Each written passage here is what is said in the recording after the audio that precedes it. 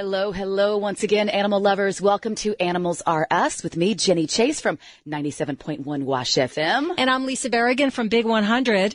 And we are joined by an author today. I've been looking at this book. It looks adorable. It's so great. It's a children's book, but really, I love it because we're both animal lovers, and It's about animals, even though it is fiction. But it's called Haibu, Lost in New York, and really encouraging kids to get active. Yeah. So let's see. I think he's calling now. Hello. Yeah, hi. I was calling for Jenni. This is Blake Freeman. Oh, hi, Blake. Yeah, Jenni's here, and this is Lisa Berigan. How are you? Hi, Lisa. I am outstanding. How are you? Doing great. Excited to talk to you about your book, Haibu, Lost in New York. Tell us about the book. So Haibu is a story of a little girl who finds out she can speak to animals, and she uses that ability to save wild animals worldwide. So it was an inspiration after attending a few galas and trying to understand why all of or most of our children's content really doesn't have, I guess, sustainable meaning, something that people could act on. And I felt that there was an opening there, and that's why I created Haibu. Why is it so important that we as adults teach children more about wildlife? I mean, I'm sure you guys are on this kind of show. You guys are very up on what's going on, but I'm kind of the majority, the masses. I had no idea the statistics of what was going on and how endangered a lot of these animals are, and then how much they mean to our planet as far as an ecosystem. I really think, and I hope, and I know this sounds kind of crazy, but I hope that the children are going to be able to teach the adults absolutely more about what's going on, once they get into Haibu's world, in a sense. And I think they can open their eyes. But my eyes were opened, by the way, just 2 years ago. Can you share some of those statistics that are sad but are really critical to spread awareness about? Yeah, actually, just so I don't get them wrong, they're on the wildaid.org website, and these things were just updated, actually. They just had their gala less than 10 days ago, I guess. And it's heartbreaking, to be honest with you. It makes you very angry that we've allowed the world to get to this point. Now, what are you mostly talking about? Is it mostly habitat destruction you're concerned with, or trophy hunting? What specifically are you talking about? So with Haibu, you got to kind of pick your battles. You can't be everything for all. And so Haibu in our series basically focuses on wildlife, the products that are being bought at unfortunately at the death of these animals, whether it be ivory and rhino horn. The statistics for rhino horn it's unreal. But here's what's happening in China. A lot of people believe that there are medicinal purposes in rhino horn, which, even if they were, it would be such a minute amount to just slaughter an entire species when you can go to the store and get 10 times or 100 times that amount just off the shelf. It's sad, and I think the education side is that. So basically, Haibu is launching here in America. We just launched the book on November 6th, but we're also doing a large push in China as well, working with the Ministry of Education. And they are taking steps. They're kind of way behind everybody, but they're taking a lot of steps to change their stance on a lot of these things. So it's exciting to say that we at least have their ear. They are making movements in a positive direction. Can you give us a synopsis of what all Haibu goes through in the book? Yeah. So it's more grounded in reality, that if she could speak that way, there's a little bit of a female empowerment story there. This is not a Disney story. She doesn't need a prince to tell her that she's whole or come and give her a kiss before she can, be the woman that she is. And right. At 10 years old, you better understand she's a woman. She knows who she is and what she's going to do. She wants to prove herself to the village, goes out. She's native to the north, almost like an Inuit in a sense, but we call it a Mayok. But she goes out to prove herself, ends up in a face-to-face confrontation with a polar bear who's very hungry, and his growls start to turn to words. And, if this story was kind of grounded in reality, it is throughout the book. And right. I believe it's chapter 9 where her and the lion are discussing it. He tells her that all things could communicate before man decided to create his own language. And once we started saying that one was more dominant than the other, then this is where it all came to. It's a cool story. It's a cool twist on that. And we're super excited that we have the ability to do this.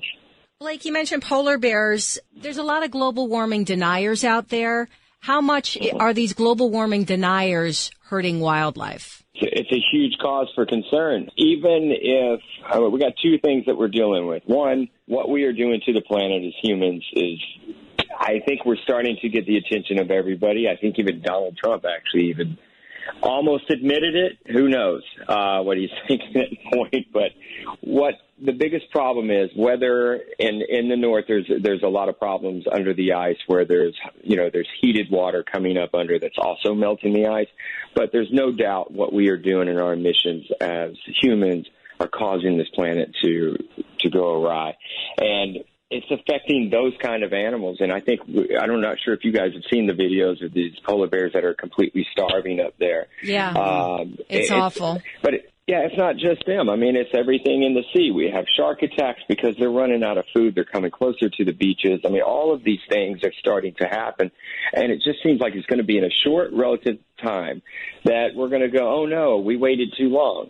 And, I'm hoping that because we have a global launch of this book series, which we're negotiating a television and a film deal now, that Haibu can be this face for animal conservation and welfare for children across the globe. We can change a future generation. I think that's what we're aiming to do.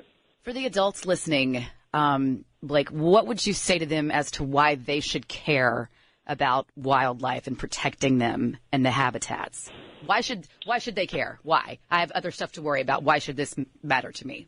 That kind of attitude, I mean, since they're adults, if they have children or they're going to have children, I mean, the planet's going to look very different, vastly different, and it's going to be our fault if we don't do something about it now. I mean, that's why they should care.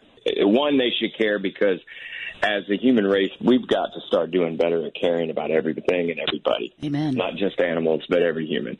And I think we've no more outside everything. I think humans just have to come first. We've got to drop that veil of race, creed, color, that barrier, and somehow just start looking at each other as equals. And we need to do the same thing for these animals who don't have a voice. Can you talk a little bit about the palm oil industry and the habitat destruction? Is this is it orangutan habitat or is chimpanzee habitat that's been destroyed by palm oil industry? I'm familiar with it enough to know that I've sat in a meeting when they were discussing it when last time I was in Shanghai, but it was in, I believe they were talking about Vietnam is where it was happening, or Thailand. I'm not quite up on exactly all the animals that were affected in that.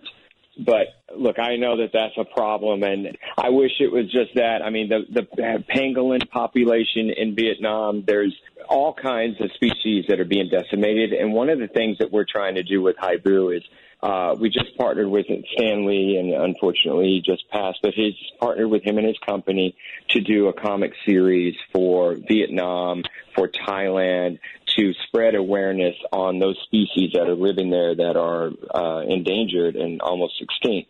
We are hoping that by donating these comics to all the students in both of those countries, can raise awareness. And that's what we're trying to do. We're trying to give it to them, to the kids, so that they can go home and then raise awareness to the parents. Because if it's just on a billboard, it's probably not even getting looked at.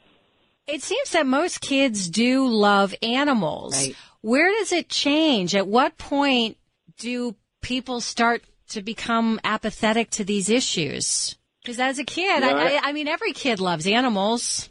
Right. I think that's what we're trying to do here. We have an education program here in the U.S. that we're launching that is called the Haibu's Portal, in which we partnered with Wild Aid, and we're created a curriculum.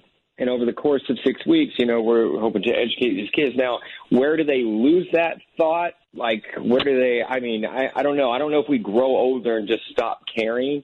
I think we grow older and we just don't know. Does that make any sense? Maybe we're just uneducated to what's going on. Yeah. It's a good point. That's what I think this curriculum, the school curriculum, is so important, that maybe we can give some sort of long-lasting thought, critical thought to what's going on and make them actually take action. There's some really cool programs that we're doing for them to actually get involved, and hopefully that they won't forget as easily as we did. How can the people listening right now take action? For one, I would definitely send them to wildaid.org. which is a great conservation effort group where they are stopping the buying of these illegal goods. That one has so much statistics and information on what exactly is going on, but a lot of these groups are great, like iFall, WWF. But Wild Aid is one that we partnered with just because I saw the passion in what they do. I saw that you can really measure how they're stopping these products from getting bought and sold in these other countries. I think measuring success is very important. If not, people just don't know where the money's going. And at our website, haibu.love, L-O-V-E, you can also find out more information as well. And the book is available on Amazon.com as well. So it's Haibu, Lost in New York. Thought I'd throw in that plug right there. Yes. This will be the first in a series of Haibu books? Oh, it is. It is. Okay, great. So she has two. There's two more that are finished, and we also have this book is really for probably the 5 to 10-year-old, 11-year-old range. You know, it could be more, a little bit older than that.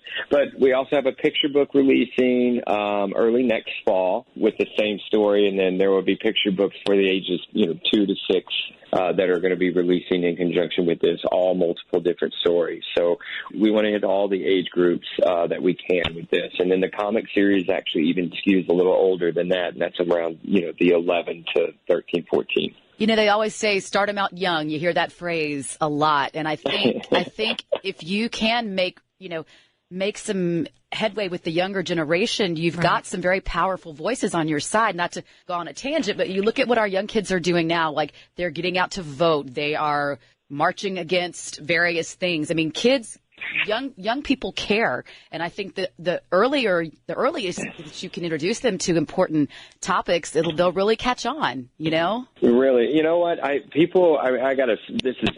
Now we're just talking about me here. A lot of people I hear say the millennials, they're ignorant. I don't know what's going to happen to our society. To me, I beg to differ. It's not just the millennials, it's the next generation also after them. They're doing things to take action. The trolling on the internet it's less with them. They're more apathetic to people. They're taking stands for bullying. They're doing things that my generation did not do. And I think, the world, I see this world is going into a better place. They really are. We're getting there. And I love to see them take action like that. I think it's awesome. So it's not too late. You sound like an optimist. It's not too late. Oh, no, not at all. I don't think so on the animals, but I just think mankind, humans themselves are. I love where it's going. I love these people looking out for each other. I see it. I interact with a lot of them. I'm in the film and TV business, so I made some video game movies, comedy, and I ended up getting to talk to a lot of these people, and I still do on a daily basis. Some of them as young as 13, they'll tweet to you and everything, and they're so strong when they get together and they figured out that in masses they are very strong and their voice can be heard, and I think it's exciting. So I actually think Haibu has a great opportunity to be seen, like you said, to get them going on it early. Well, we would like for everybody listening to our podcast to have the chance to introduce Haibu to their children. We've got some copies of the book to give away. So, Lisa, how do you want to do this? Well, how about if you are listening to the podcast and you just email me, lisa@WBIG.com. Tell me you want a copy of the book, and we'll randomly choose some winners of the book, or they can email you. Yeah, Jenni at WASH-FM.com. We would love to spread the message the important message that Haibu is here for. We've been speaking with Blake Freeman, author of Haibu, Lost in New York. Where can we get the book? Where can we buy it? It's anywhere books are sold, as our publishers says to tell them. And if it's not sold there, you tell them to order it. But so it should be in almost all the major bookstores. If not, you can get it on Amazon.com under Haibu, Lost in New York. And how can we stay connected with you, Blake? You can reach me. I'm on Facebook at facebook.com/Blake Freeman. Pretty easy. Outstanding. I feel a couple of friend requests coming your way, Blake. Yeah, that's fine. That's fine. Very passionate animal lovers. So.